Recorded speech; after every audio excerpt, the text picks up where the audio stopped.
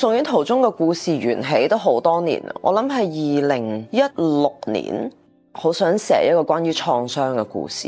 有一個好特別嘅人，佢就送咗就係一個救護車嘅一個模型，咁我就放咗一個台頭，我突然間望住，咦，呢架車咪就係講緊嗰啲故事咯。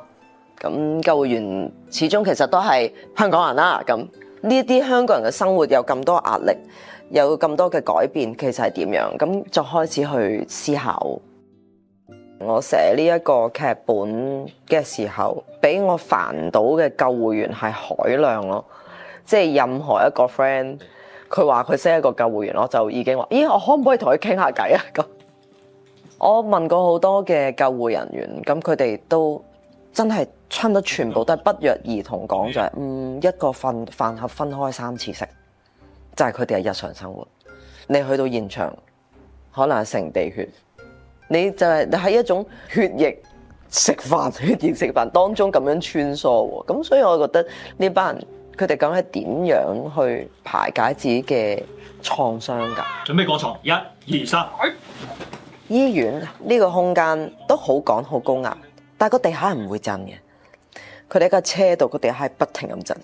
有好多時候去到現場，嗰樣嘢係好所謂嘅執生，你當下望到你就要決定。而呢個決定你就要同其他人講，因為你 in charge 咁樣。哇！嗰樣嘢係我覺得係好好睇嘅。你報警，我哋嚟係負責幫你檢查。呢個係我哋嘅職責。請問你明唔明白？明白。其實我諗佢哋有好多內心嘅感覺係好想分享嘅，但係你諗下一個救護員點分享啊？唔通你翻去同老婆仔女講啊？係咪你人生你見到咁多個悲劇，你點啊食下飯同佢哋講咩？呢一班香港人佢收咁多嘢喺個心，個創傷應該係點樣去排解㗎？咁呢個可能就係個故事嘅原點咯。其實我喺拍嘅時候咧，我唔係好大嘅重點去拍醫護嘅每一個步驟過程，因為呢個唔係教育電視嚟噶嘛。我亦都唔係想重塑香港有啲咩意外咁啊。因為呢個亦都唔係個電影嘅原點。我係好想透過呢一啲傷者佢哋嘅一啲處境，然後去反映到，又或者扣連到主角嘅嗰種情緒咁。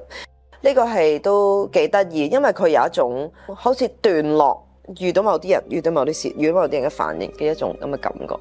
呢個係好開始嘅時候已經決定，因為即係送院途中就係佢係一個 journey 嘅一部分，咁所以佢有一個故事有一個流動感。